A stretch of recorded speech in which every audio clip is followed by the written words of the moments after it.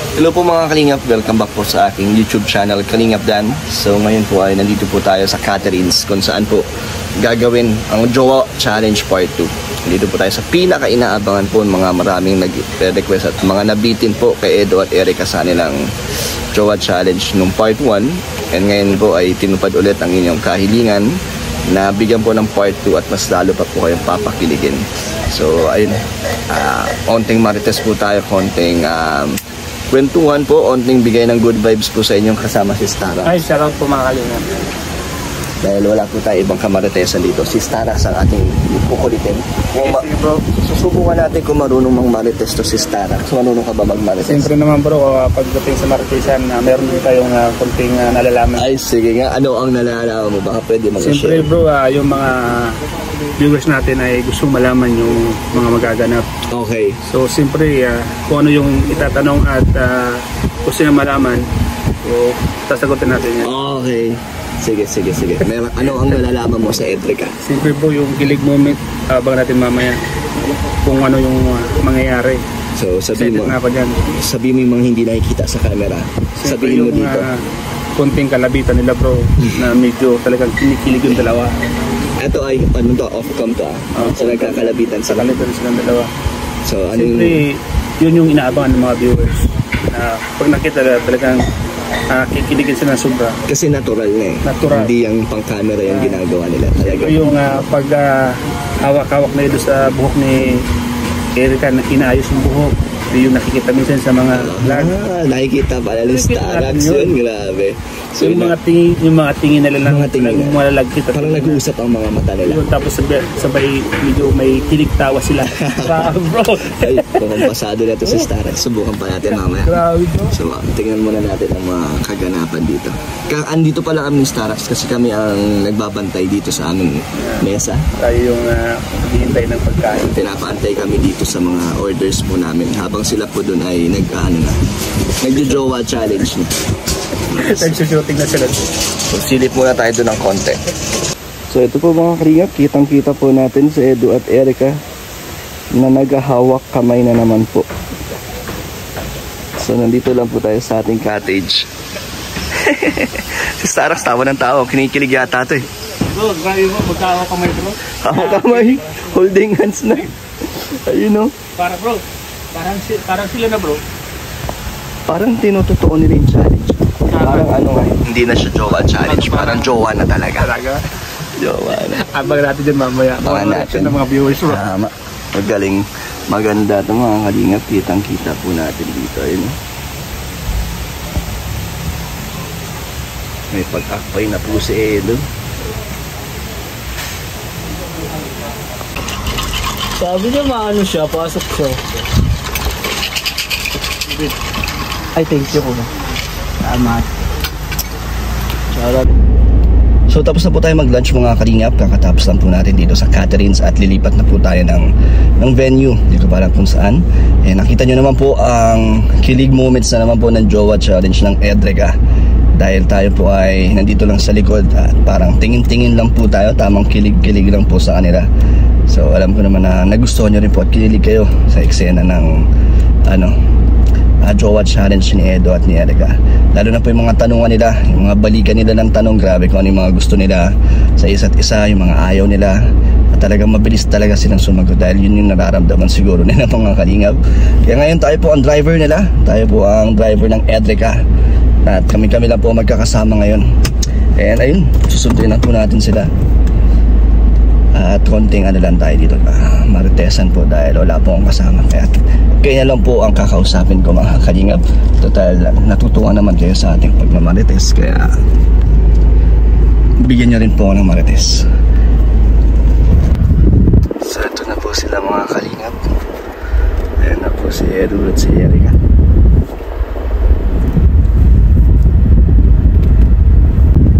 Magpapapicture po sa kanila. So mga Kalingap, nandito tayo ngayon sa tabing dagat sa Bagasbas. Sino ba naman po ang hindi kikiligin dyan? Grabe po. Talagang kung pwedeng totohanin, talagang pwede na talaga nilang totohanin ito mga Kalingap.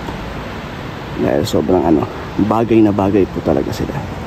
Kaya sa mga nag-request po sa inyo dyan na magawa itong challenge na to, salamat po sa inyo dahil pati po kami ay natutuwa at kinikilig dito. So hanggang tingin na lang po muna dito si David. Tamang kirig lang po muna sa gilid. Oh, ang hirap ng ganitong trabaho pala, no? Mamayang gabi pa daw po kasi si Kuya David ang magpapakilig naman. Gabi-gabi po yan si David masaya.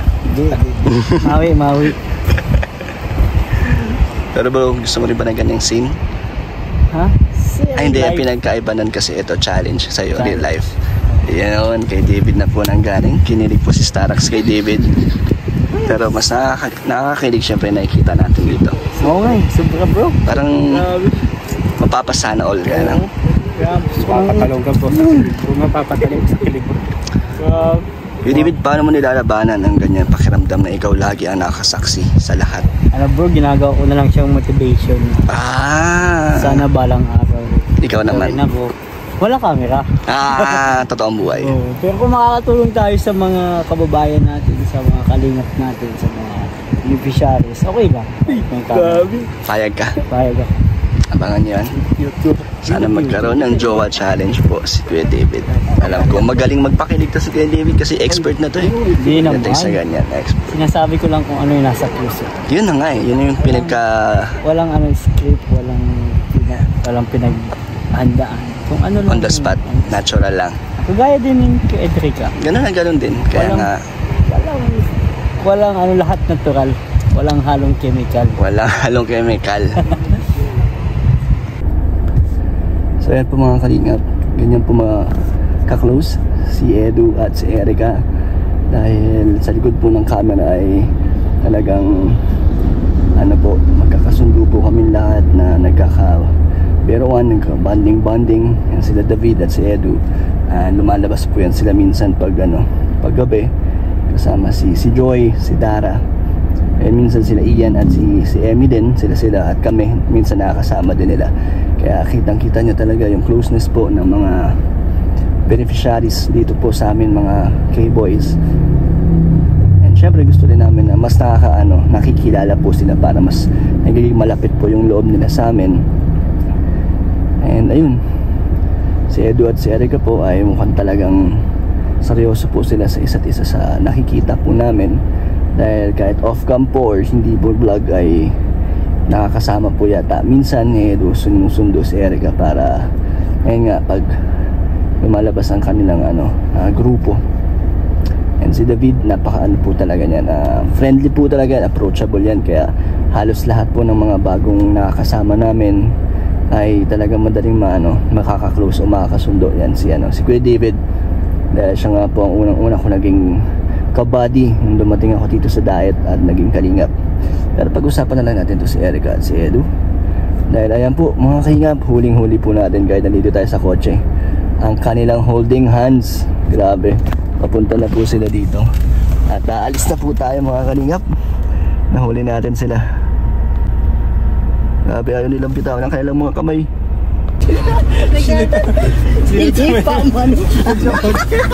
Nag-alit agad sa akin eh. Oops.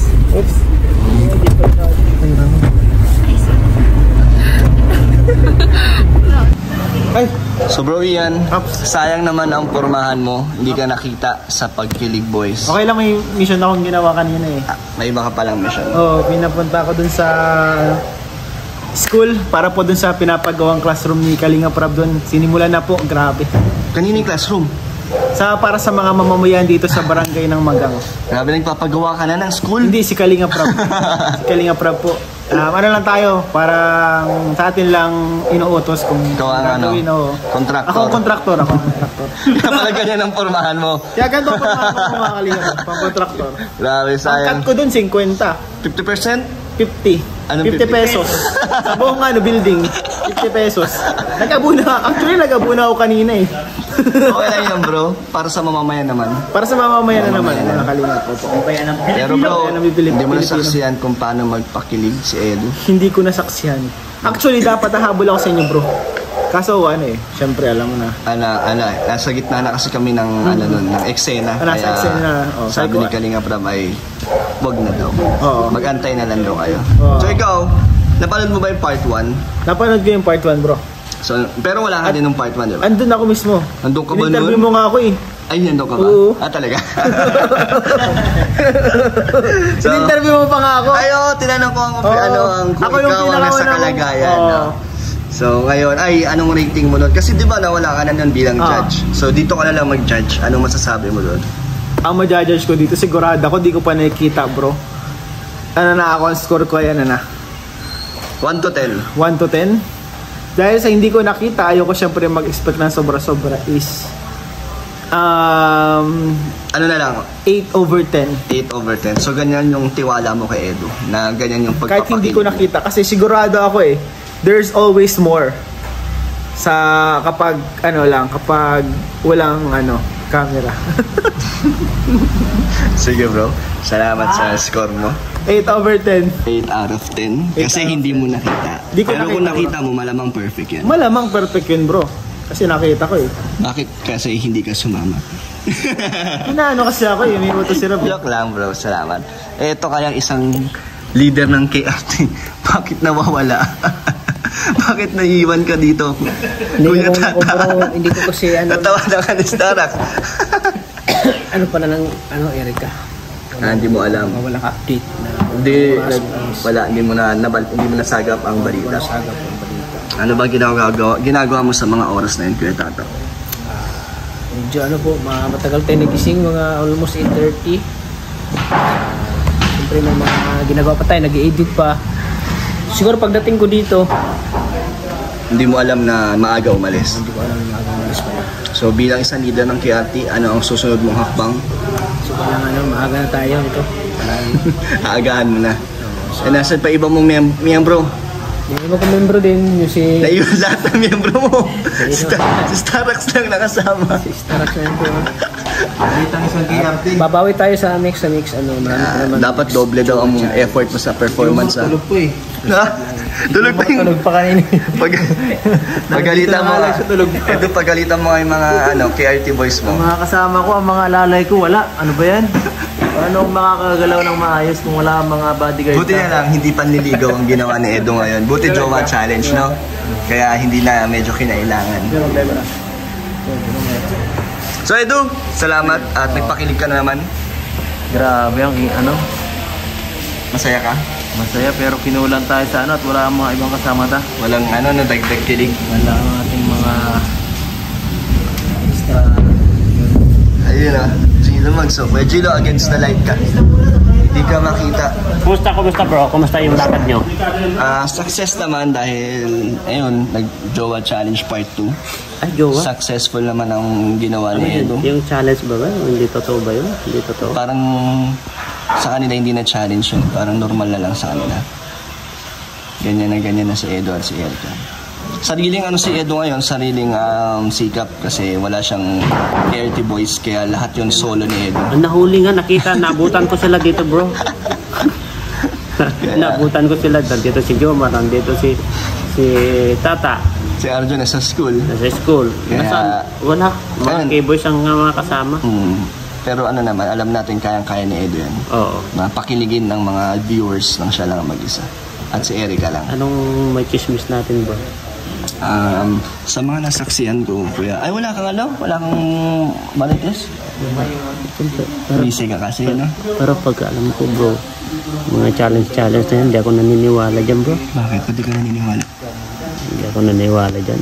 Kasi tingin ko kay Edo, hindi naman challenge para sa kanya yan. Ano yan? No?